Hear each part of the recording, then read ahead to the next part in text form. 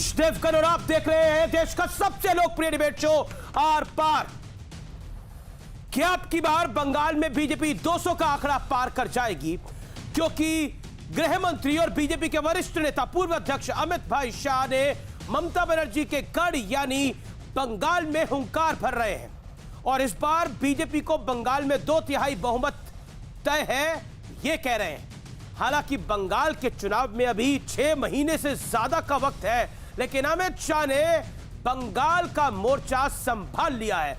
वैसे भी 2014 से लेकर 2019 तक बीजेपी ने लगातार ममता दीदी के किला कमजोर किया है।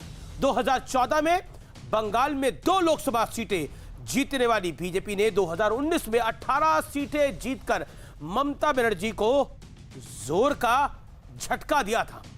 और वैसे भी बीजेपी के लिए बंगाल का चुनाव नाक की और आन बान शान की लड़ाई है, क्योंकि मेरे साथ इंटरव्यू में बीजेपी अध्यक्ष जेपी नड्डा कह चुके हैं कि हमने बंगाल में अपने 100 कार्यकर्ताओं का तर्पण किया है। हालांकि टीएमसी कह रही है कि बंगाल में जीत का बीजेपी का सुंदर सपना कभी भी पूरा नहीं होगा, क्योंकि बंगाल की जनता ममता बनर्जी के साथ डटकर खड़ी है। और खुद ममता बनर्जी तो इशारों में यहां तक आरोप लगा गई है कि अमित शाह ने बिना मंजूरी के ही अपनी रैली कर दी है। तो आज इस पर होगी देश की सबसे बड़ी सियासी बहस। दीदी के दुर्ग में यानी किले में अमित शाह की चढ़ाई। आज का आर पार जोरदार होगा, क्योंकि बंगाल जो सोचता है, ऐसा माना जाता है, वो देश सोचता है। क्या बंगाल में भारतीय जनता पार्टी पहली बार अपना किला जमा पाएगी? क्या उसकी तैयारी अमित शाह ने शुरू कर दी है? क्योंकि चुनाव में भी वक्त है, लेकिन अमित शाह मोर्चे पे डट चुके हैं। दारुण गरीबी से बाहर निकालने के लिए इस सरकार को उखाड़ कर फेंक दीजिए। अत्याचार बढ़ेंगे, संघर्ष और बढ़ाएंगे। जिस प्रकार से तुष्टीकरण की पॉलिटिक्स चल रही है, इससे बंगाल की ये महान परंपरा आहत हुई है।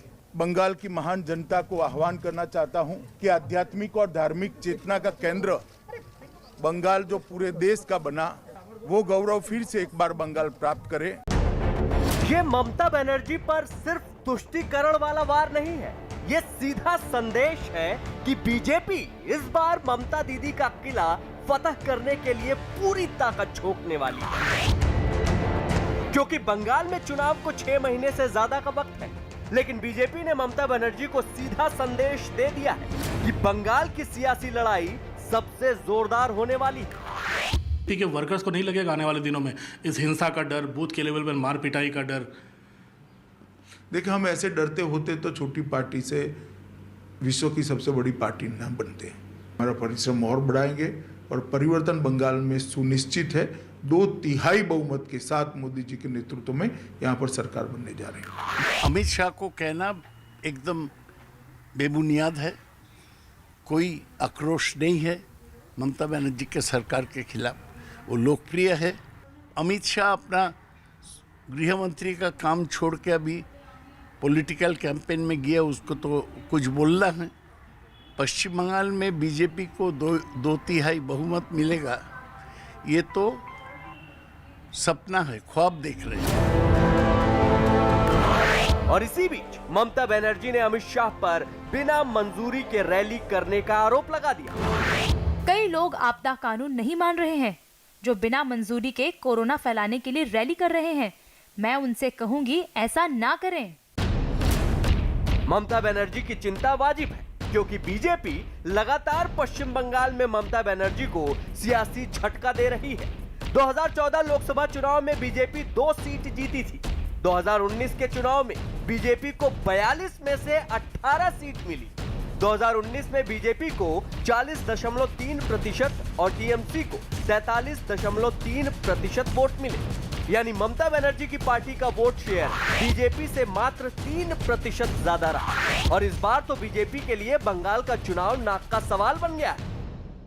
बंगाल में बिल्कुल एक बड़ा मुद्दा है पॉलिटिकल किलिंग। वहां के गवर्नर ने भी बोला कि ये रक्त रंजिश अब खत्म होनी चाहिए। These political killing should stop. मैं खुद 100 कार्यकर्ताओं का तर्पण होता है ना, जो उनको पिंडदान जिसको कहते हैं, तर्पण करते हैं, 100 कार्यकर्ताओं का मैं खुद तर्पण करके आया हूँ। पुलिस एडमिनिस्ट्रेड किलिंग्स, यानी पुलिस के द्वारा इसमें सपोर्ट होना और स्टेट का सपोर्ट होना और पॉलिटिकल दृष्टि से लोगों को उनका जीवन लीला समाप्त करना, ये वहाँ का ऑर्डर ऑफ द डे हो गया है। लेकिन बड़ा सवाल है कि क्या बीजेपी इस बार ममता बनर्जी को पूरी तरह मात दे पाए? आज इसी पर होगी सबसे बड़ी बहस। दीदी के किले पर शाह की चढ़ाई। बंगाल में बीजेपी की चढ़ाई का विश्लेषण जरूर सुनिए। पश्चिम बंगाल का चुनाव बीजेपी के लिए नाक का सवाल है। बंगाल के चुनाव अभी 6 महीने दूर हैं, लेकिन अमित शाह की मोर्चाबंदी शुरू हो चुकी है। उत्तर प्रदेश उसकी एक वानगी रह चुका है। 2014 से 2019 तक ममता बनर्जी को लगातार झटका लगा है। 2014 में 2 लोकसभा सीट जीतने वाली बीजेपी आज 18 सीट के साथ है 2019 के लोकसभा चुनाव के अंदर। जेपी नड्डा ने कहा था, हमने 100 कार्यकर्ताओं का तर्पण किया, यानी पॉलिटिकल किलिंग्स पर भारतीय जनता पार्टी बड़ी संवेदनशील है। और आज भी अमित शाह ने जब प्रेस कॉन्फ्रेंस को एड्रेस किया, सिर्फ अपने कार्यकर्ताओं की बात नहीं करी जो पॉलिटिकल किलिंग हुई है, उसमें लेफ्ट की भी बात करी, उसमें कांग्रेस का भी जिक्र किया। लेकिन भारतीय जनता पार्टी अपने कार्यकर्ताओं को जो मारा जा रहा है उस पर मुखर होकर दिल्ली से लेकर बंगाल तक खुल के बोल रही है, जबकि बाकी पॉलिटिकल पार्टियां अपनी सियासी फायदे के लिए या फिर सियासी मजबूरी के लिए शांत है। क्या अमित शाह की राजनीतिक ऊर्जा टीएमसी को ध्वस्त करेगी? यानी ऐसा माना जा रहा है कि 6 महीने बाद जो चुनाव हो रहा है उसकी तैयारी शुरू कर दी है। और लास्ट टाइम बीजेपी का वोट शेयर जब नरेंद्र मोदी की अगुवाई में 2019 का चुनाव हुआ था तो 40% था और टीएमसी का 43%। टू बी प्रिसाइज, पॉइंट इधर उधर हो सकते हैं, मैं आपको फिर बोल रहा हूं, लेकिन वो 3% का वोट शेयर कोई बड़ा 3% का गैप कोई बड़ा गैप नहीं है। क्या अमित शाह उसी गैप को फिल करने के लिए और उसको आगे बढ़ाने के लिए जा रहे हैं, यानी गैप को कम करने के लिए? यह बड़ा सवाल है, क्योंकि याद करिए उत्तर प्रदेश का 2017 का चुनाव इसी तरह अमित शाह ने तैयारी शुरू करी थी। याद करिए 2014 का चुनाव, 2013 में मैं अमित शाह को कवर कर रहा था, इसी तैयारी शुरू करी गई थी। अमित शाह का पॉलिटिकल स्टाइल यही है, मेहनत पुरजोर करो और उसके बाद रिजल्ट का इंतजार करो। मैं सीधा रुख करता हूं अपने पैनल का। मेरे साथ कौन कौन है? मेरे साथ बीजेपी के धुरंधर प्रवक्ता और member of parliament doctor Sudhanshu Trivedi, मेरे साथ टीएमसी की नुमाइंदगी करेंगे तौसीफ खान साहब, मेरे साथ जाने माने मुस्लिम चिंतक हैं इस चर्चा में अतिकुर रहमान, मेरे साथ कांग्रेस पार्टी के प्रवक्ता नेता आलोक शर्मा जी हैं, उनका भी अभिनंदन है। आप तमाम लोगों का चर्चा में स्वागत है। लेकिन मेरा बड़ा इस समय की बड़ी खबर, क्योंकि अमित शाह ने धार हमला किया आज की प्रेस कॉन्फ्रेंस में। अमित शाह का ममता बनर्जी पर जबरदस्त प्रहार है, उनकी सरकार पर प्रहार है, तुष्टीकरण कर रही है ममता की सरकार। वहां पर 3 कानून काम करते हैं। बंगाल में 3 कानून है, एक भतीजे के लिए, अभिषेक बनर्जी के लिए, जो उनका भतीजा है उसके लिए, दूसरा वोट बैंक के लिए और तीसरा आम जनता के लिए। जबकि कानून एक है और वोट बैंक से आप मेरा मतलब समझ गए होंगे, यानी अपीजमेंट, मुस्लिम अपीजमेंट की तरफ इशारा करा अमित शाह ने क्लियरली, क्योंकि बंगाल में ऐसा माना जाता है कि अक़लियतों के लिए एक कानून है और बाकियों के लिए एक कानून है और अपने भतीजे के लिए एक कानून है, उसका जिक्र किया। 10 साल अब पीछे देखते हैं तो मां माटी मातृष का नारा तुष्टीकरण तानाशाही में बदल गया है। लेफ्ट को मौका दिया, ममता को मौका दिया, अब नरेंद्र मोदी और बीजेपी को मौका दो। मैं हाथ जोड़ के बंगाल की जनता से कहता हूं, अमित शाह ने यह कहा है।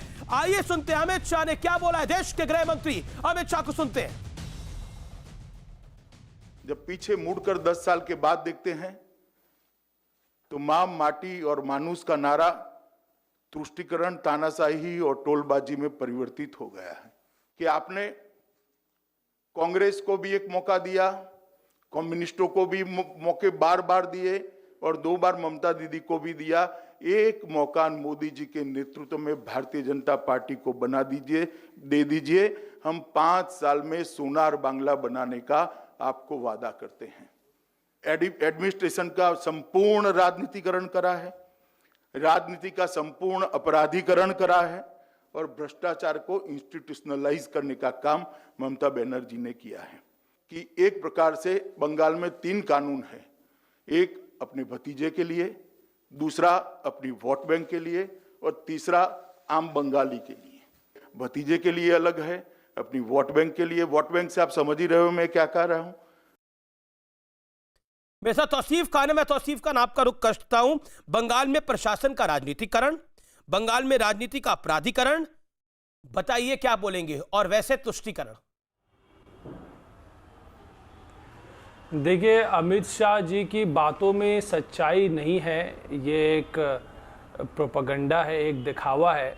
ठीक उसी तरह जिस तरीके से आपने देखा होगा कि कल एक दलित समाज के घर में जाकर के इन्होंने खाना खाने का तस्वीर खिंचा के सारी जगह पे दिखा दिया। आप उनसे सवाल पूछिए कि उस दलित समाज के घर में उनसे किससे उन्होंने बातचीत किया? क्या किसी से बातचीत किया? मटुआ कम्युनिटी थी। आप उनसे सवाल कीजिए मटुआ कम्युनिटी थी, शेड्यूल ट्राइब, जी हाँ, शेड्यूल ट्राइब के जिसकी अनदेखी हुई है बंगाल की सरकार में। मटुआ हिंदू कम्युनिटी है जिसकी अनदेखी हुई है, वो विस्थापित हैं वो लोग, उनको परेशान किया जाता है उधर। शेड्यूल ट्राइब का हमारा ग्राफ बता रहा है देश भर में जब से मोदी सरकार आई है तब से उनके खिलाफ क्राइम का ग्राफ कितना बढ़ गया है सारे देश में। अमित शाह जी ने उसके लिए क्या किया? ये तो होम मिनिस्टर हैं। क्या क्या दलितों के खिलाफ जो हो रही है हाथरस कांड में क्या किया? हाथरस की बेटी को इंसाफ नहीं दिला सके, वो भी तो एक दलित थी। शेड्यूल कास्ट, शेड्यूल ट्राइब और निचले जर के जो लोग हैं, पिछले तबके के जो लोग हैं, उनके लिए आप सिर्फ आकर के साथ में खाना खाने का फोटो खिंचाते हैं ताकि वो फोटो सारी जगह में नहीं, आपको फोटो नहीं तो ममता बनर्जी को भी पिछले 10 साल में किसी ने मना नहीं करा था कि वो मटुआ कम्युनिटी के आ जाती, वो फोटो खिंचवा लेती, लेकिन वो तो इफ्तार की फोटो खिंचवा रही थी। तो मैं बताता हूं, वो तो एनआरसी छी सीए छी उसकी फोटो खिंचवा रही थी, उनको किसी ने मना करा था फोटो खिंचवाने के लिए? मटुआ कम्युनिटी के उधर मटुआ, और मैं कहना चाहता हूं ऑन रिकॉर्ड, मटुआ कम्युनिटी का किसी ने सुध नहीं लिया पिछले 10 साल के अंदर। पूर्व राष्ट्रपति प्रणब मुखर्जी नहीं रहे इस दुनिया के अंदर, लेकिन प्रणब मुखर्जी ने खुद मटुआ कम्युनिटी की बात करी थी सदन के अंदर। नहीं, मटुआ कम्युनिटी की बात कब करी बताइए ना? कब करी अभिषेक बनर्जी ने? सांसद है वो। कब करी ममता बनर्जी ने? पिछले 10 साल के अंदर मटुआ कम्युनिटी क्या कब गए खाना खाने के लिए? बताइए ना आप मुझे। रोजे इफ्तार हुई, सब कुछ हुआ, करिए जी, किसने मना करा? लेकिन मटुआ कम्युनिटी के घर पे नहीं जा सके, और जो घर पे जा रहा उन्होंने बोला वो फोटो खिंचवा रहे हैं। आप भी फोटो खिंचवा लेते, किसने रोका था आपको फोटो खिंचवाने के लिए? लोकतंत्र है ना, तो लोकतंत्र में सबको अलाउड है जी।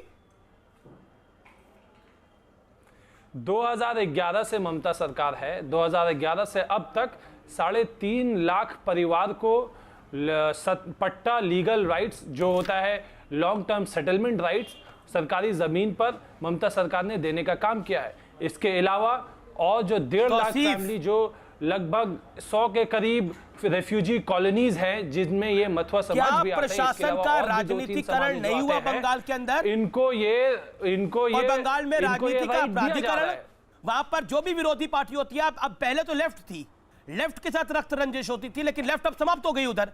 कांग्रेस का कोई वाली वारिस नहीं है उधर। भारतीय जनता पार्टी के कितने कार्यकर्ताओं को मारा गया है? और आज गृह मंत्री ने सिर्फ भारतीय जनता पार्टी के कार्यकर्ताओं की बात नहीं करी, उन्होंने बोला भारतीय जनता पार्टी के कार्यकर्ता तो मारे गए, एक श्वेत पत्र लाइए, कितने लेफ्ट और कांग्रेस के भी कार्यकर्ता मारे गए। लेफ्ट और कांग्रेस की मजबूरी है, वो नाम नहीं लेते, लेकिन आप मुझे बताइए कितनी पॉलिटिकल किलिंग्स हुई है बंगाल के अंदर? एक टाइम पे केरल का रोता था पॉलिटिकल किलिंग्स का। इतनी रक्त रंजिश की राजनीति में आपका विरोधी जो होगा उसको चौक पे फांसी से लटका दिया जाएगा। मैं नाम लूं, कितने नाम है? दुलाल महतो से लेकर कितने तक? बीजेपी मीडिया सेल द्वारा जारी किया गया आंकड़ा है ये कि आप बार बार कहते हैं कि सिर्फ बीजेपी के वर्कर मारे गए, दूसरे वर्ग और तृणमूल ने मारा है। ये एनआरसीबी का, एनसीआरबी का डेटा, इससे आप पुष्टि करवा दीजिए। एनसीआरबी के डेटा में ये नहीं होता किसने किसको मारा। एनसीआरबी के डेटा में ये किसी को नहीं, कोई इसमें कोलैबोरेशन नहीं है। सब कुछ बंगाल में। एक second Sudhanshu Trivedi, you have to wait for 40 more second. सब कुछ सही था, सब कुछ सही था। तो पंचायत चुनावों के अंदर जो लोग चुनाव लड़ रहे थे, लोकतंत्र में यकीन रखते हैं ना आप, तो लोकतंत्र के नाम की तो बहुत दुहाई देते हैं, तो पंचायत चुनावों के अंदर क्यों मारे फिर रहे थे वहां पर कैंडिडेट्स, जिनको झारखंड में आके छुपना पड़ रहा था? और सुप्रीम कोर्ट ने बोला था, फिर ये क्या हो रहा है? बोला था कि नहीं बोला था? अगर मैं गलत हूं तो मुझे बोलिए आप गलत। नहीं, I am asking a very logical question. Killing हुई है, मैं जवाब दे रहा हूं, आप सुन लीजिए कि जो भी पॉलिटिकल किलिंग हुई है, मैं बिना पार्टी का नाम लिए कि ये बीजेपी का था, वो तृणमूल का था, मैं वो नहीं देख रहा। मैं बोल रहा हूं कि पार्टी का कलर हटा करके लोकतंत्र के वास्ते कोई भी पॉलिटिकल किलिंग का मैं कंडेम करता हूं और पॉलिटिकल किलिंग नहीं होनी चाहिए।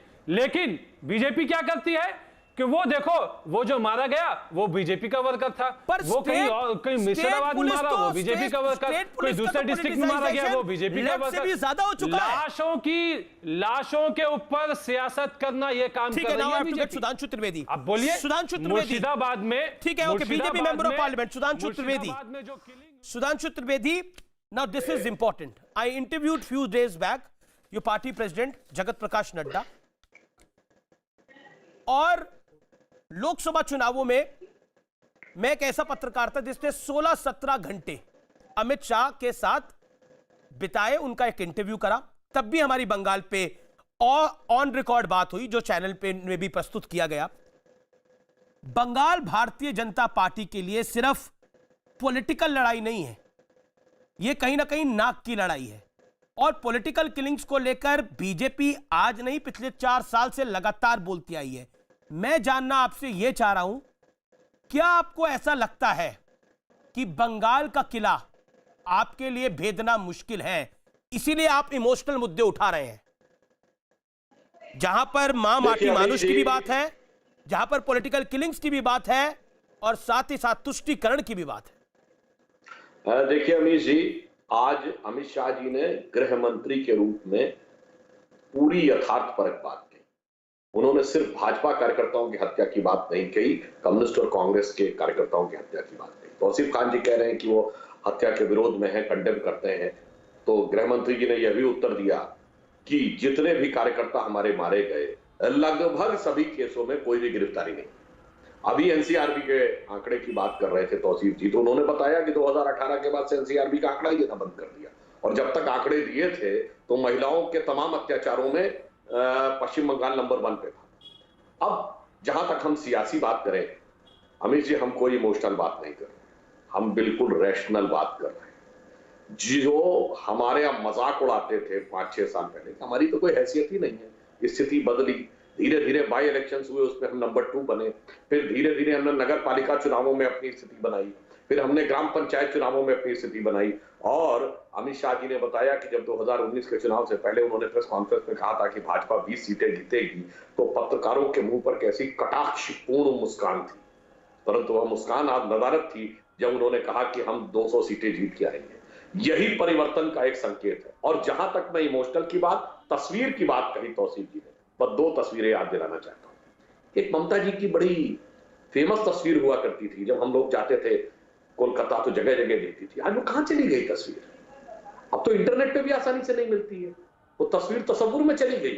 या कौन सी मजबूरी थी जिसने तस्वीर को पलक से हटा के तस्वुर के अंदर, यानी दृश्य पटल से हटाकर हृदय के अंतर स्थल में बैठा लिया। और एक और तस्वीर याद करिए तौसीफ जी, 4 अगस्त 2005 ममता बनर्जी जी ने फाइल फेंकी थी सोमनाथ चटर्जी जी लोकसभा अध्यक्ष के ऊपर। किस बात को लेकर? कि बांग्लादेशी घुसपैठियों को जब तक नहीं हटाने के ऊपर आप कार्रवाई क्यों नहीं करवाते। और यह वो समय था जब यूपीए सरकार ने आंकड़ा दिया था कि 1.25 करोड़ बांग्लादेशी हैं 2004 में। हमारी सरकार समझ लो 2 करोड़ से ऊपर हुए। अब ये बताइए, चलिए 1.25 करोड़ मान लें, ठीक है, आज कहां चले गए? ठीक है, तौसीफ से जवाब सुन लेते हैं, फिर मैं समरस होकर बाकी लोगों को भी लेके आता हूं, क्योंकि ये बड़ी लड़ाई टीएमसी और बीजेपी की है। तौसीफ अमित शाह ने आज तुष्टीकरण की भी बात करी, तुष्टीकरण पर आप क्या कहना चाहते हैं? और भतीजे के लिए अलग कानून है, आम जनता के लिए अलग कानून है, और अपने वोट बैंक के लिए तो बिल्कुल अलग। देखिए तुष्टीकरण वाला बात तो बेमाने हो जाता है। आप देखिए कि दुर्गा पूजा के लिए ममता बनर्जी की तरफ से ग्रांट दिया जाता है, हर साल दिया जाता है। इस साल 50,000 दिया गया क्योंकि कोविड का सिचुएशन है, लोगों के पिछले 6 महीने से लोग परेशान हैं कि वो कहाँ से कुछ खर्च मैनेज करेंगे जिससे पूजा पंडाल बन सके और सारा कोविड का अरेंजमेंट सही तरीके से, मास्क और सैनिटाइजेशन का हो सके। तो ममता बनर्जी की सरकार ने 50,000 रुपए दिए, दुर्गा पूजा पंडाल में दिए। तो आप कहिए कि तुष्टीकरण हो रहा है? कब दिए? ये तो कहिए, आप एक तरफा बात 2019 क्यों के चुनावों कहते में जब हैं? आप एक चुनावों में तरफ- जब बीजेपी की 18 सीटें आ गई उनको लगा ये तो किला ढहता जा रहा है, उसके बाद हुआ। लेकिन उससे नहीं। पहले क्या हुआ था? कलकत्ता के कोर्ट ने अभी 50,000 दे गया। कलकत्ता इससे के पहले कोर्ट ने 25 दुर्गा पूजा को लेकर क्या कहा था? मैं बोलूं कि आप बोलेंगे? Should I court what honourable court इस दफा 50,000 दिया गया था, इसके पहले तो 25,000 दिया गया था, उससे पहले 10,000 दिया गया था। आप रिकॉर्ड उठा करके देखिए। सुधांशु और मैं आपको बता देता हूं, रेड रोड जहां पे ईद की नमाज होती है, वहां पे दुर्गा पूजा कार्निवल स्टार्ट किया। किसने दुर्गा पूजा कार्निवल स्टार्ट किया रेड रोड में? ममता बनर्जी ने स्टार्ट किया। आप ये तुष्टीकरण वाला जो आप चार्ज लगा देते हैं, ये तो लॉजिक के बाहर है। ममता बनर्जी का ईद पे दिया हुआ बयान भी बंगाल की जनता भूली नहीं है। ममता बनर्जी का ईद वाले दिन दिया गया बयान भी बंगाल की जनता भूली नहीं है।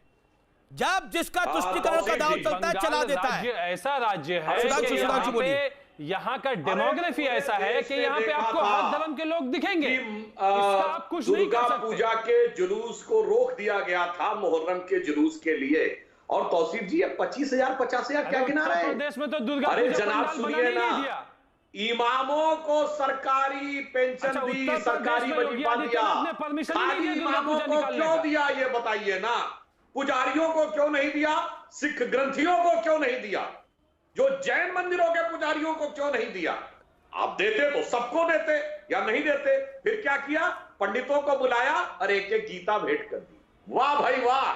इमामों को एक के बाद एक आप देंगे वजीफे, और इनको आप देंगे सिर्फ एक गीता, और जो गीता तो ज्यादातर पंडितों को स्वयं कंठस्थ होती है। अब दूसरी बात कह रहा हूं, देखिए दोहरा कानून जो है ना अमित जी, ये तो लगभग पूरे देश में है, ज्यादातर राज्यों में है।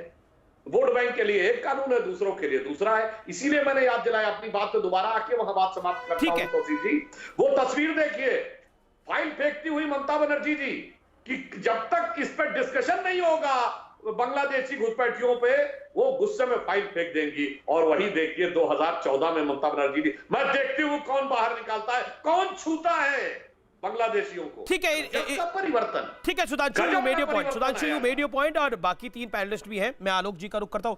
आलोक जी, मेरा बड़ा सवाल कांग्रेस पार्टी से यही है कि बंगाल में आप पॉलिटिकली कंगाल हैं और आपको कोई उम्मीद नहीं है, इसलिए आप लड़ाई भी लड़ना नहीं चाह रहे। मुझे लगता है अमित जी, मुझे लगता है मोदी जी की तरह आप भी तुकबंदी करने लगे हैं और कुछ भी बोलने लगे।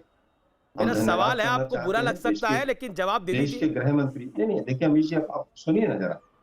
देश के गृह मंत्री दिल्ली के चुनाव में हिंदू मुसलमान करने निकले थे, अब बंगाल में भी निकल पड़े। 6 महीने से देश के गृह मंत्री कहाँ थे, देश को ही नहीं पता है। डिजास्टर मैनेजमेंट एक्ट जो गृह मंत्रालय के अधीन था, वो पूरे देश में इम्पोज है। एक प्रेस कॉन्फ्रेंस नहीं की देश के गृह मंत्री ने, और एक बार स्टेटमेंट नहीं आई हाथरस केस के ऊपर देश के गृह मंत्री। अब वो प्रचार करने निकले।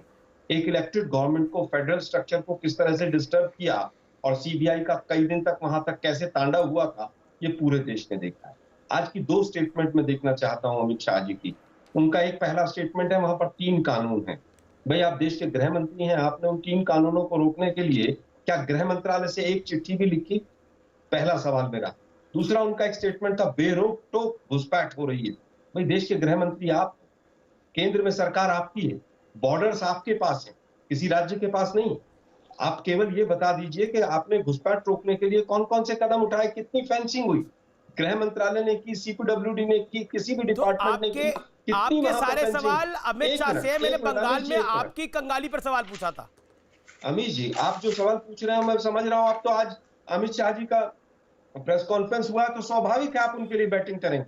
मेरे को अमित शाह के लिए बैटिंग करने की जरूरत नहीं है। अमित शाह अपने लिए बैटिंग करेंगे, मैं ये आपसे पूछ रहा हूँ, आप अपने लिए बैटिंग करने को तैयार क्यों नहीं है? अमित जी, आप हर पैनलिस्ट के बीच में बोल रहे हैं। ना आलोक जी, मैं किसी पैनलिस्ट के बीच में नहीं बोल रहा, मैं आलोक जी आपसे ये पूछ रहा हूँ, विनम्रता से आपसे मैं पूछ रहा हूँ कि आप अपने लिए बैटिंग करेंगे या नहीं करेंगे, या आप भी ममता जी के लिए बैटिंग कर रहे हैं? क्यों नहीं करेंगे? क्या इस चुनाव में आप ममता जी के लिए बैटिंग कर रहे हैं? आपकी बैटिंग क्या ममता जी के लिए है?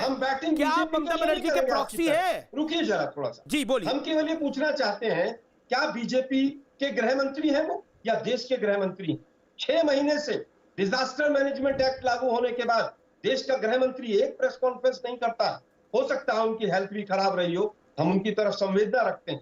लेकिन क्या 6 महीने में आप जाकर वहां पर हिंदू मुसलमान कर सकते हैं? लेकिन एक प्रेस कॉन्फ्रेंस नहीं कर सकते। आलोक जी, जिस देश में 1 करोड़ कोरोना के पेशेंट हो और उसके बाद देश का गृह मंत्री हिंदू मुसलमान करने चला जाए और पत्रकार बंधु बैटिंग करे, दुर्भाग्यपूर्ण है देश के लिए। आपने जो सवाल पूछा मुझसे, मैं उसका उत्तर देता हूं। बिल्कुल उसका उत्तर दीजिए। बीजेपी, ममता बनर्जी कह रही है कि मेरी सरकार बनेगी, बीजेपी कह रही है हमारी 2/3 से सरकार बनेगी। आप क्या कह रहे हैं? खोखले वादे हैं, उनको नकारा जाएगा। ममता बनर्जी कह रही है हमारी 2/3 से सरकार, ममता बनर्जी कह रही है हमारी सरकार, बीजेपी कह रही है हमारी 2/3 से सरकार। बंगाल में आप क्या कह रहे हैं? देखिए, मुझे लगता है कि आज जिस तरह से अमित शाह जी का आपको अरे मैं आपसे पूछो, अमित शाह तो अपनी पार्टी के लिए बैटिंग करे, अमित शाह को छोड़िए आप थोड़ी देर के लिए। और अमित शाह पर आपने हाथरस में बोला, अमित शाह ने हाथरस में हमारे इंटरव्यू में जवाब दिया। और मैं एक सवाल पूछ रहा हूं, आप बंगाल में अपने आप को कैसे आंक रहे हैं? और आपने जो हिंदू मुसलमान पे बोला ना, उस पर भी जवाब दूंगा, मुझे 15 सेकंड दीजिएगा, बोलिए आलोक जी। नहीं, मुझे लगता है कि मैंने देश के गृह मंत्री से कहा है, सवाल पूछा है, आपसे नहीं पूछा है।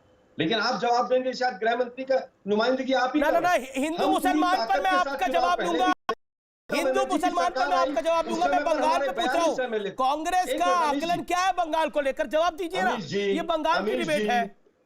ममता बनर्जी जी की जब सरकार आई थी पहली बार, हमारे 42 विधायक थे, लेकिन ममता बनर्जी की सरकार में भी तमाम वही गुंडे थे जो कम्युनिस्टों की सरकार में गुंडे घुसे हुए थे, और वही तमाम गुंडे अब बीजेपी तो लड़ क्यों नहीं रहे आप दिल्ली से लेकर बंगाल तक लड़ क्यों नहीं रहे? संगीत रागी। और जहां तक ये बात होती है ना, मैंने पहले भी एक बार ही बोला है इसको, जो काफी लोगों ने देखा भी होगा, मैं उस बात को रिपीट कर रहा हूं। ये जो हिंदू मुसलमान काफी लोग कहते हैं ना, कई प्रवक्ताओं को लगता है देश में बड़ा हिंदू मुसलमान होने लग गया है। जनाब, हिंदू मुसलमान 1947 से होने लग गया था। जब इस देश का विभाजन हुआ था, वो हिंदू मुसलमान के नाम पर हुआ था। 1990 में हिंदू मुसलमान हुआ था, जब कश्मीरी पंडितों को बेघर किया गया था। गोधरा में हिंदू मुसलमान ही हुआ था, जब एक ट्रेन जलाई गई थी। किस हिंदू मुसलमान की हम बात करते हैं? इस देश के अंदर हिंदू मुसलमान 1947 से हुआ है, और उससे पीछे जाएंगे तो औरंगजेब के समय से ले लीजिए। तो हिंदू मुसलमान इस देश में नया नहीं है। हिंदू मुसलमान उतना ही पुराना है जितने आजादी 1947 में पुरानी है। संगीत रागी। कांग्रेस कह रही है कि अमित शाह गृह मंत्री हैं। अमित शाह तो बीजेपी के नेता की तरह सिर्फ काम कर रहे हैं, बीजेपी के गृह मंत्री की तरह काम कर रहे हैं। अगर घुसपैठ हो रही है तो रोकनी चाहिए बीजेपी की सरकार को। इसमें ममता दीदी क्या करेंगी? और वो अपने लिए बैटिंग कर रहे हैं। ऐसा है कि कांग्रेस जिस भी राज्य में तीसरे पायदान पे चली जाती है, वहां पर वो कभी पहले पायदान पर आकर के नहीं खड़ी हो पाती है। तो पश्चिम बंगाल में कांग्रेस की राजनीति के लिए कोई भविष्य नहीं है, सीपीएम के लिए भी नहीं है, क्योंकि सीपीएम का जो बहुत बड़ा जो मुस्लिम वोट बैंक था वो अब तृणमूल के पास चला गया है। तो निश्चित तौर पे जो टक्कर है आने वाला विधानसभा में, वो भारतीय जनता पार्टी और तृणमूल कांग्रेस के बीच ही है। रही बात हिंदू मुसलमान की बात, तो हैरानी मुझे और बहुत बड़ी गृह मंत्री पर सवाल पूछा गया, गृह मंत्री पर एक सवाल, एक मिनट, हाँ बिल्कुल, मैं बोल रहा हूँ ये कितनी बड़ी विडंबना है कि एक प्रदेश का इस्लामाइजेशन पिछले 70 साल में हुआ है। 70 साल में इस्लामाइजेशन हुआ है। ये 1998 में टीवी राजेश्वर की रिपोर्ट थी।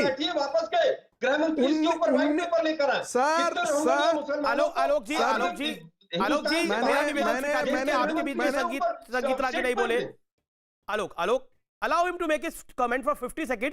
मेरे पास एक और मेहमान है जो अभी तक बोले नहीं है, अतिकुर रहमान अपनी टर्न का वेट करे। Sangeet Ragi, make your point in 40 seconds. मैं सिर्फ कांग्रेस प्रवक्ता से यही कहना चाहता हूं कि आप ही के नेता आसाम में कहा करते थे कि हम अली और कुली के सहारे सत्ता पर काबिज हैं, और पश्चिम बंगाल को जो काम आसाम के अंदर कांग्रेसियों ने किया, अपने वोट बैंक को मुसलमानों को साधने के लिए आसाम को गर्त में ढकेल दिया, बांग्लादेशियों के इनक्लेव में ढकेल दिया, वही काम वामपंथियों ने किया पश्चिम बंगाल को लेकर के। और कांग्रेस सत्ता के शीर्ष पर तब बनी हुई थी और चुपचाप मौन साधते रही। ठीक है, शर्म तो ये आनी चाहिए कि बांग्लादेशी घुसपैठियों पर आंकड़े कांग्रेस ही प्रोवाइड करती रही कि करोड़ों वामपंथी, करोड़ों बांग्लादेशी आकर के घुसपैठ कर गए हैं। 122 से 123 लेजिस्लेटिव कॉन्स्टिट्यूएंसीज पश्चिम बंगाल के अंदर है, जहां पर मुसलमानों की संख्या, जो खास करके बांग्लादेशी मुसलमान है, उनकी संख्या बड़ी भारी तादाद में आ गई है। डेमोग्राफी बदल दी है। आपका एक यदि उसका यदि विरोध हो तो मुझे रिएक्शन लेना पड़ेगा। आलोक जी भी हाथ खड़ा कर रहे हैं। आपने उनकी पार्टी के बारे में बोला, लेकिन मुझे अतीकुर रहमान के पास पहले जाना पड़ेगा, जो अभी तक नहीं बोले। अतीकुर रहमान, तुष्टीकरण, वंशवाद, वोट बैंक और 3 कानून, और जो संगीत रागी ने बोला अभी वो। जी अमीश भाई, देखिए, जो तुष्टीकरण की बात हो रही है, अपीजमेंट की बात हो रही है, ये बड़ा एक स्ट्रॉन्ग पॉइंट मिल जाता है बीजेपी को हमेशा से पोलराइज करने के लिए। कोई भी इलेक्शन, चाहे वो बंगाल का हो, चाहे वो यूपी बिहार का हो, काओ बेल्ट का हो, हिंदी बेल्ट का हो, लेकिन आज की जनता, मैं समझ रहा हूँ, समझदार हो चुकी है। और मैं इनको बताना चाहूंगा कि ये जो अपीजमेंट जिस चीज को बोल रहे हैं अमीश जी, ये माइनॉरिटीज की कॉन्स्टिट्यूशनल गारंटीज हैं, जो कि सरदार पटेल ने और कॉन्स्टिट्यूएंट असेंबली ने अपना पूरा दिल और दिमाग लगाकर माइनॉरिटीज को इसीलिए दी थी, ताकि माइनॉरिटीज 10 साल, 20 साल, 30 साल और अब 70 साल हो गए, 10 साल में कम से कम एक कॉमन प्लेटफॉर्म पे आ जाएं हमारे दूसरे जो कम्युनिटीज हैं उसमें।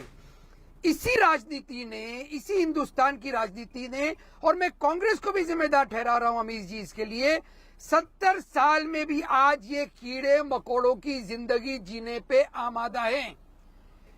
बनिस्बत किसके? यही पॉलिटिकल पार्टी। नहीं, पर ये हमेशा से ये आपका वक्तव्य हो सकता है वो कीड़े मकोड़े की जिंदगी जी रहे हैं, लेकिन मेरा मानना है ये अकलियतों को कैसे तरक्की मिलनी चाहिए, बहस उस पर नहीं है, ये बहस बंगाल पर है। लेकिन फिर भी आपने सवाल पूछा है तो संगीत रागी हाथ खड़ा कर रहे हैं, डॉक्टर त्रिवेदी भी हाथ खड़ा करें। संगीत रागी 30 सेकंड में आप अपना कमेंट कर दीजिए। नहीं तो मुझे पूरा करने दीजिए। Okay Atiqur Rahman, I will give you more 15 seconds, make your point. Then Sangeet रागी।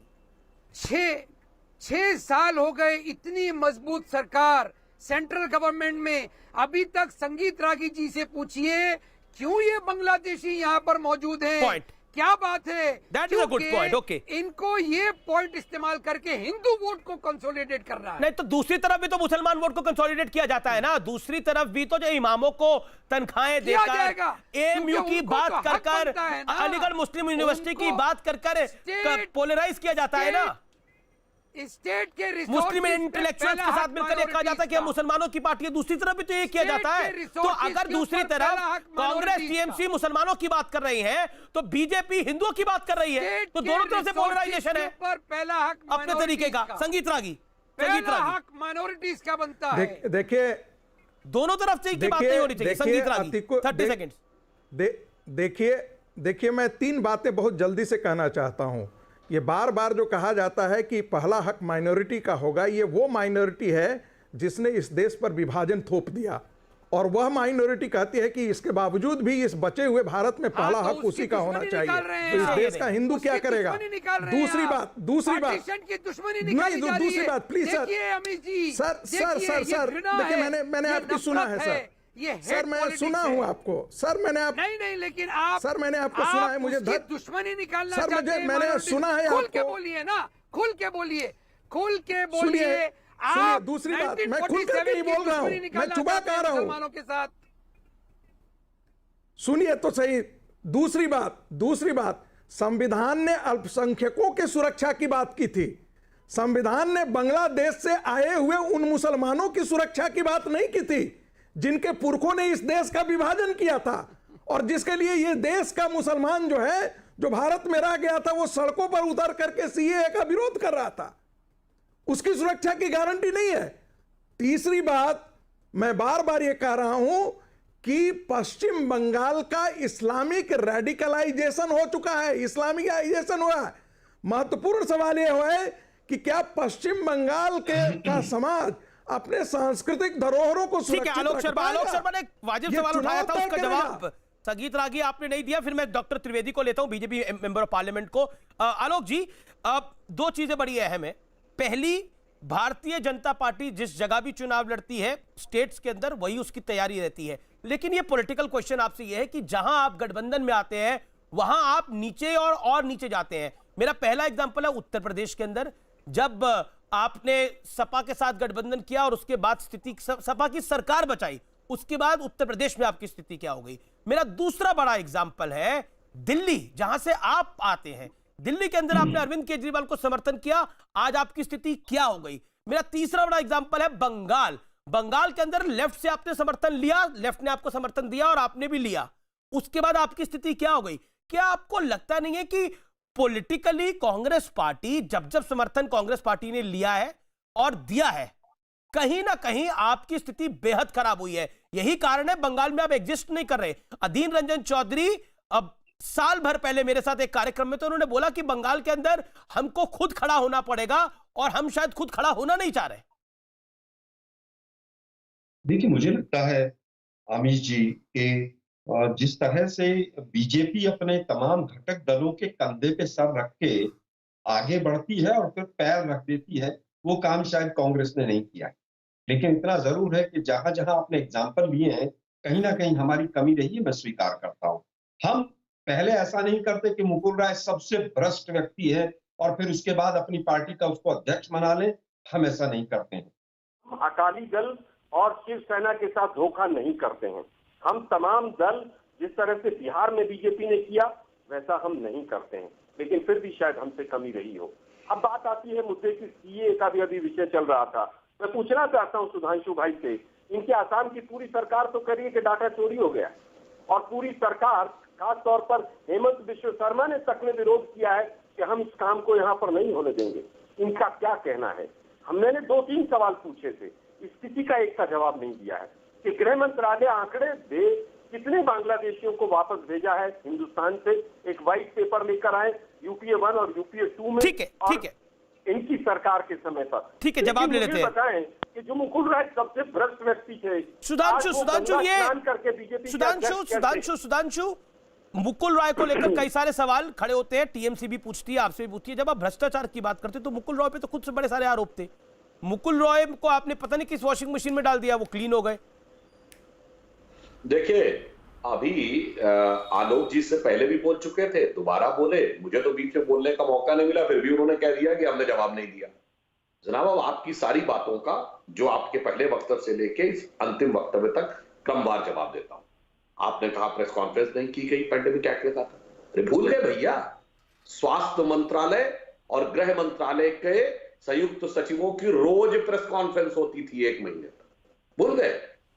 गृह मंत्री अमित शाह जी ने कोविड पे प्रेस कॉन्फ्रेंस की थी और आलोक जी, सुधांशु जी पिछले 10-11 मिनट से इमरान से इंतजार कर रहे हैं। गायब हो गई। ऐसा क्यों? सुधांशु जी, मंत्री को एक बार भी स्टेटमेंट नहीं देनी चाहिए। आलोक जी अनफेयर हो रहा है ये। पिछले 12 मिनट के साथ थे। Sudhanshu make his point. Let Sudhanshu make his point. एक प्रेस कॉन्फ्रेंस बता दीजिए मुझे, भूल गए आप, स्टेटमेंट दियो। यही तो मैं कह रहा हूं भाई, कितनी कॉन्फिडेंस के साथ झूठ बोल दिया जाता है कि कोई प्रेस कॉन्फ्रेंस नहीं हुई। गृह मंत्रालय कौन सी प्रेस कॉन्फ्रेंस? अमित शाह जी ने कोरोना के ऊपर फिर डिस्टर्ब करने लगे भाई। बता दीजिए मुझे। मैंने बताया ना, गृह मंत्री जी की प्रेस कॉन्फ्रेंस याद करिए, जिसमें दिल्ली में 10,000 बेड के कोविड के हॉस्पिटल का उद्घाटन की बात कही गई थी। बोलिए, किया था कि नहीं? बेकार की बात करने लगते हैं। अब मैं आ रहा हूं इस पे, आपने तो बोला था ना कोई प्रेस कॉन्फ्रेंस नहीं हुई। अब मैं दूसरी बात पे आता हूं, जो अगला विषय उठाया था आलोक जी ने, हिंदू मुसलमान हम करते हैं। ये आरिफ मसूद कौन है जो कह रहा है कि हाँ सर कलम कर देना चाहिए? ये हमारा एमएलए कि आपका है और आप चुप्पी साधे बैठे? हम कर रहे हैं। भोपाल का कांग्रेस, ये बताइए, माइनॉरिटी नहीं मुसलमानों को आरक्षण होना चाहिए, ये कर्नाटक में किसने कहा? हमने, आपने। फिर आंध्र प्रदेश में होना चाहिए मुस्लिमों को आरक्षण, ये किसने कहा? हमने, आपने। उत्तर प्रदेश के चुनाव घोषणा पत्र में किसने कमिट किया कि मुसलमानों को आरक्षण देंगे? अरे भाई, उत्तर प्रदेश में आपने जो किया था, अच्छा, और जिस समय देश के प्रधानमंत्री करते हैं, वो क्या अभी अतीकुर रहमान के मुंह से निकल गया कि मुसलमानों का पहला हक देश के संसाधनों में होना चाहिए, ये किसने कहा? प्रधानमंत्री अगर ये कहे कि यहाँ पर शमशान और उसी समय एक करके बहुत मेरा निवेदन है, आप दोनों उसी दौर में हिंदू आतंकवाद किसने कहा? हमारे गृह मंत्री ने, आपके गृह मंत्री ने। कौन करता है हिंदू मुसलमान भाई? हम करते, कि आप करते हैं। अब बताइए, अतीकुर रहमान साहब की बात का जवाब देता हूं। बदला लिया जा रहा है, सरदार पटेल ने कहा था।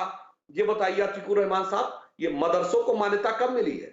सरदार पटेल जी की मृत्यु के 5-6 साल के बाद, नेहरू के जमाने में 50 के दशक में सरदार पटेल दिए थे। ये मुस्लिम पर्सनल लॉ बोर्ड कब बना? 1970 में इंदिरा गांधी के जमाने में सरदार पटेल दिए थे। उसके बाद शरीयत के पक्ष में सर्वोच्च न्यायालय का निर्णय कब पलटा गया? 1986 में राजीव गांधी के जमाने में सरदार पटेल दिए थे। और मुस्लिमों का पहला हक होना चाहिए किसने कहा? मनमोहन सिंह के जमाने में सरदार पटेल दिए थे। और दुश्मनी की जो आप बात करते हैं ना, दुश्मनी की बात तो वो है जो बाबर के, एक मिनट, एक वाक्य पूरा कर, जो बाबर के नाम के ढांचे पे आदमी छाती ठोक के कहता है मैं खड़ा हूं, जो औरंगजेब के नाम की रोड के लिए कहता है, जो जिन्ना की फोटो के लिए कहता है, जो ये नारा लगाता है हिंदुत्व की कबर खुदेगी एएमयू की छाती पर, वो दुश्मनी है। वह बदला दुश्मनी की बात करता है, समाज में टकराव। अतीकुर रहमान, ये तो स्पष्ट हो गया जब फ्रांस के अंदर गले कटे, जब वियना में अटैक हुआ, उसके बाद जिस तरह से भारत में प्रदर्शन हुआ, इसी कोलकाता की सड़कों में हुआ, मुंबई के भिंडी बाजार के अंदर हुआ, और तो और कांग्रेस के एक विधायक, सिटिंग विधायक, भोपाल के विधायक ने किस तरह की बातें बोली। ये फ्रांस नहीं है नरेंद्र मोदी जी, ये भारत है, यहां कुछ नहीं चलने वाला। इस तरह की बात बयान दिए गए। क्या अतीकुर रहमान, आपको लगता नहीं है कि वे तुष्टीकरण नहीं था तो क्या था? बोलिए अतीकुर रहमान। मैंने तो पहले ही कबूल किया अमित जी के तुष्टीकरण हुई है, कांग्रेस ने भी की है, लेकिन इससे पब्लिक को क्या फायदा पहुंचा? आप ये इनसे पूछिए ना। ये जो साचर कमेटी की बात है, मनमोहन सिंह जी के ऊपर थोपते हैं हमेशा। एक और चीज कही थी साचर कमेटी की रिपोर्ट ने, इक्वल अपॉर्चुनिटीज कमीशन बनाने की बात। क्यों नहीं अभी तक के बीजेपी ने इस पर ध्यान दिया? क्या माइनॉरिटीज के साथ में ये लगातार सालों साल हमेशा दुश्मनी उठाते रहेंगे? 1947 में आज की जो जनता है उसने इनका बिगाड़ा था कुछ? अरे जो 1947 में हुआ सब मर खप गए। उसकी दुश्मनी कब तक निकाली जाएगी माइनॉरिटीज के साथ में, मुसलमानों के साथ में? इक्वल अपॉर्चुनिटीज कमीशन बना दीजिए। नहीं चाहिए हमको स्टेट रिसोर्सेज के ऊपर कोई reservations. This is the important point. लेकिन ये तो मिनॉरिटीज में पूरी डिबेट हो रही है। सुधांशु जवाब। जनाब, जब प्रधानमंत्री कहता था मेरा पहला हक होना चाहिए, हम इक्वल अपॉर्चुनिटी देने को तैयार हैं। छोड़िए मदरसों की स्पेशल स्टेटस, छोड़िए वक्फ बोर्ड का स्पेशल स्टेटस, छोड़िए मुस्लिम पर्सनल लॉ, सब में स्पेशलिटी चाहिए। वाह, सब में स्पेशल अपॉर्चुनिटी चाहिए, यूनिफॉर्म सिविल कोड लाइए साहब, अपॉर्चुनिटी चाहिए। गजब का तर्क दे रहे हैं मान्यवर आप। और दूसरा आपने कहा कि जिन लोगों ने बनाया वो तो चले गए, मर खप गए। जनाब ये बताइए, 1946 की संविधान सभा में मोहम्मद अली जिन्ना कहां से चुन के आए थे? ढाका से, चटगांव से, रावलपिंडी से, लाहौर से, कराची से? नहीं, मुंबई से चुन के आए थे। और 95% वोट पाए। 95% लोग चले गए मुंबई के। तो क्या? और बॉम्बे प्रेसिडेंसी में 30 मुस्लिम लीग को सीट मिली थी। इसलिए यह मत समझाइए कि जो क्या साबित करना चाहते हैं आप साहब? जहनियत के लोग क्या साबित करना चाहते हैं? हाँ, मैं बता रहा हूं। मोहम्मद अली जिन्ना को जो करना था किया, आप उसी के तो नक्शो कदम पे चलना चाह रहे हैं ना? मैं तो कह रहा हूं, आप उसी के नक्शो कदम पे चल रहे हैं। प्रॉब्लम तो वो है। नक्शे कदम पे चलने की बात नहीं कह रहा हूं। मौलाना आजाद ने बोला आप हिंदुस्तान बंगाल पे वापस आइए, बंगाल पे वापस आइए। तौसीफ खान बंगाल पे वापस आना पड़ेगा, बंगाल पे वापस आना पड़ेगा। तौसीफ खान, मेरा सीधा सवाल है, क्या बंगाल को लेकर ममता बनर्जी परेशान हो गई है? जिस तरह से वो कह रही है कोरोना का समय चल रहा है, यहां पर आकर रैली की जा रही है, कहीं ना कहीं एक हताशा दिख रही है। मुझे याद है ईश्वर चंद्र विद्यासागर की मूर्ति के साथ जिस तरह का आरोप हुआ कि वो मूर्ति टूट गई, तब भी हताशा दिखी थी 2019 के लोकसभा चुनाव के अंदर, जिसका रिजल्ट हमने देखा। क्या आया? 18 सीटें भारतीय जनता पार्टी की। अभिषेक बनर्जी बाल जीते। तो मैं आपको याद दिला दूं कि जब वो हादसा हुआ, जब अमित शाह जी कलकत्ता आए थे 2019 के इलेक्शन में, और जब उनकी रैली में पत्थर चले थे जी, वो कॉलेजिस्ट, उनकी रैली में पत्थर चले थे, उनकी रैली में आगजनी की गई थी, मूर्ति टूटा था। उसके बाद जो चरण, एक और चरण का चुनाव बचा हुआ था, उसके बाद वाले जो जितने चुनाव के जितने भी सीट हुए, सब में बीजेपी हारी थी। तो पर वो ईश्वर चंद्र विद्यासागर की जो मूर्ति तोड़ने का बीजेपी पे आरोप लगाया, ताला बंद था, मूर्ति अंदर से लोगों ने तोड़ी गई होगी ना, बीजेपी का वर्कर तो बाहर खड़ा हुआ था। देखिए, ताला बंद था ये। Yes. आप तो सारे लोगों ने देखा है मूर्ति है। मैंने खुद देखा ममता भाई। बनर्जी सरकार ने मूर्ति वापस नया मूर्ति लगवाया है। वहां पर पहले मूर्ति तो पत्थर टूटी चले है। यूनिवर्सिटी से, उसके बाद बीजेपी के लोगों ने आग के गोले फेंके गए। ये सच था। बंगाल की सड़कों पे आग जरी हुई जिस दिन, उस दिन अमित शाह थे, क्योंकि बीजेपी जीत रही थी राउंड। ये एग्जैक्टली हुआ बंगाल के अंदर। और आप छोड़िए वो उस घटनाक्रम को, उसके बाद के घटनाक्रम पे आ जाते हैं। उसके बाद क्या क्या हुआ बंगाल के अंदर? इतिहास भूगोल में जाएंगे तो फंस जाएंगे तौसीफ खान साहब। संगीत रागी, मैं 10 सेकंड दे रहा हूं आपको। Sangeet Ragi 10 second reply to this. Ishwarchand Vidyasagar बड़ी ही प्रतिष्ठित व्यक्ति रहे, वहां के बड़े माननीय व्यक्ति रहे, लेकिन जो कुछ हुआ वो हमारे सामने था। देखिए, बंगाल की धरोहर जो है वो न तो कानू सान्याल हो सकते हैं, न कांग्रेस पार्टी के नेता हो सकते हैं, और न ही तृणमूल कांग्रेस के नेता हो सकते हैं। कांग्रेस, एक मिनट प्लीज जरा सुन लीजिए सर, हमने हस्तक्षेप नहीं किया था। सुन लीजिए, मैंने कानू सान्याल की बात की है। वो बंकिम, विवेकानंद और अरविंद की धरती है। वहां के लोगों को यह सोचना पड़ेगा कि क्या आने वाले दिनों में हम सरस्वती पूजा कर सकते हैं, दुर्गा पूजा कर सकते हैं, दुर्गा जी की मूर्तियों का हम विसर्जन कर पाएंगे, सरस्वती की मूर्तियों का हम विसर्जन कर पाएंगे? ब्रेक के लिए रुकना पड़ेगा, मुझे ब्रेक के लिए रुकना पड़ेगा। मैं ब्रेक के बाद तुरंत वापस आ रहा हूं। आप देख रहे हैं आर पार का ये जोरदार एडिशन। मुझे लगता है इससे सार्थक पॉलिटिकल चर्चा हाल फिलहाल में किसी चैनल पर नहीं हुई, और मैं गेस्ट को भी इसके लिए थैंक यू कहता हूं कि अच्छी चर्चा कर रहे हैं, लेकिन इसको कृपया करके पॉलिटिकली रहने दीजिए। ब्रेक लेगा। Welcome back. आप देख रहे हैं आर पार, और अब वक्त है निष्कर्ष का। और आज का निष्कर्ष यही है कि चुनावों से पहले तो हुंकारें भरी जाती हैं और पूरी बयानबाजी भी होती है, लेकिन चुनावों से 6 महीने पहले वाकई समीक्षा भी होती है और उसके साथ साथ एक आंकलन भी होता है। लेकिन अमित शाह ने जिस तैयारी के साथ बंगाल चुनाव का आगाज किया है, यह चुनाव बड़ा दिलचस्प होगा, यकीन मानिएगा, और मेरे वर्ड्स को मार्क करके रखिएगा। नमस्कार।